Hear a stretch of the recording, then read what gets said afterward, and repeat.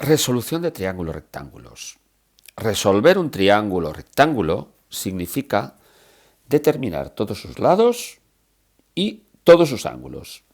En este caso, nos dan 10 metros, que supongo que todo el mundo sabe reconocer que es la hipotenusa. ¿Cómo reconocemos la hipotenusa? Porque es el lado opuesto al ángulo de 90.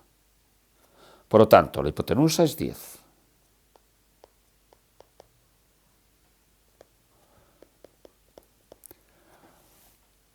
El 6, que tenemos aquí, es el cateto opuesto al ángulo A. Por lo tanto, cateto opuesto es igual a 6 metros. Así que nos falta el cateto contiguo, nos falta el ángulo B, porque el ángulo C ya es conocido. También es desconocido, ¿verdad? Bueno, vamos a ver ahora qué razones trigonométricas hemos de utilizar. Es muy importante tener claro que si interviene la hipotenusa,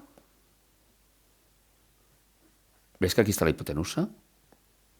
Utilizaremos el seno o el coseno. Y si no interviene la hipotenusa, utilizaremos la tangente.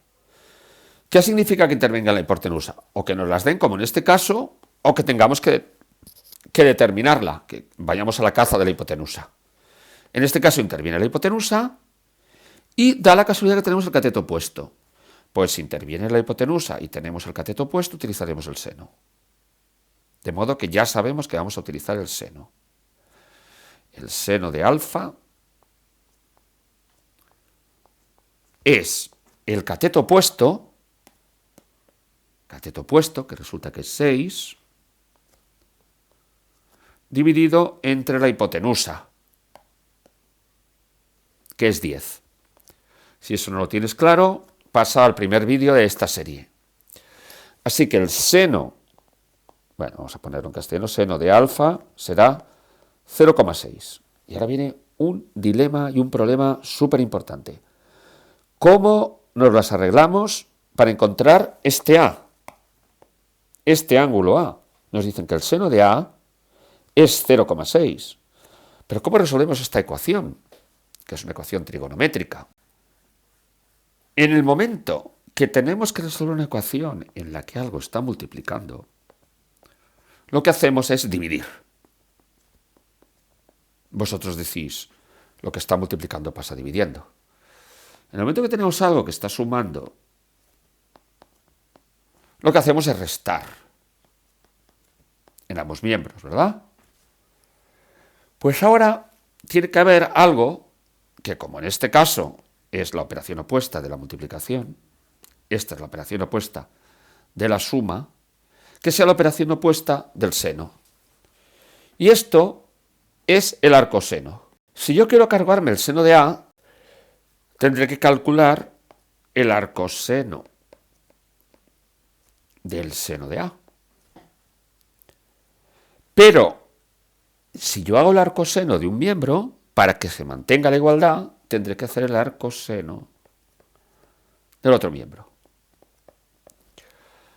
El arcoseno elimina el seno y así me quedará A igual a arcoseno de 0,6.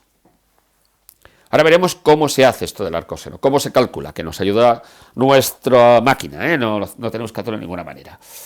Otra manera de pensar es lo siguiente. Yo quiero saber un ángulo desconocido, pero sé que el seno de ese ángulo es 0,6. Por lo tanto, yo quiero saber el ángulo, que es arco, que corresponde al seno de 0,6. Pero lo que os importa, ¿cómo me las arreglo ahora para calcular este arcoseno? Pues pido ayuda a mi calculadora. Con respecto a cuestiones trigonométricas, hay dos familias de teclas súper importantes. Una que nos permite calcular el seno, el coseno y la tangente, y otras que precisamente nos permiten calcular las inversas. La inversa del seno, que pondrá seno a la menos 1, que es el arcoseno. La inversa del coseno, que te pondrá coseno a la menos 1, que es el arcoseno. Esto está mal aquí. Bueno, arcseno, aquí arcoseno. Y la inversa de la tangente, que es la arco tangente. ¿Vale? Arco tangente. Por tanto, como nosotros queremos calcular el arcoseno, pues ¿qué haremos? Pulsaremos el seno a la menos 1 y eso seguramente en vuestra calculadora tendréis que utilizar la función inversa, o sea, un shift para que os aparezcan estas teclas de aquí, o un color amarillo en muchas calculadoras. Por tanto, tengo que dar al shift, al sin a la menos 1, del valor que nosotros teníamos aquí calculado. Aseguraos de que os da lo mismo que a nosotros. El arcoseno de 0,6 resulta ser 36,87 grados. Por tanto, ya sabemos el ángulo A, que es 36,87 grados. Digo que os tenéis que asegurar por varias razones, porque si no tenéis colocado bien la función en vuestra calculadora que calcula a partir de grados sexagesimales y utilizáis radianes, os va a dar un valor totalmente diferente, porque no es lo mismo el arcoseno de 0,6 radianes que el arcoseno de 0,6 en radianes que el arcoseno de 0,6 en grados sexagesimales. Aseguraos que tenéis bien colocada la calculadora y que os da el valor que nos da a nosotros, 36,87. Pero no hemos acabado.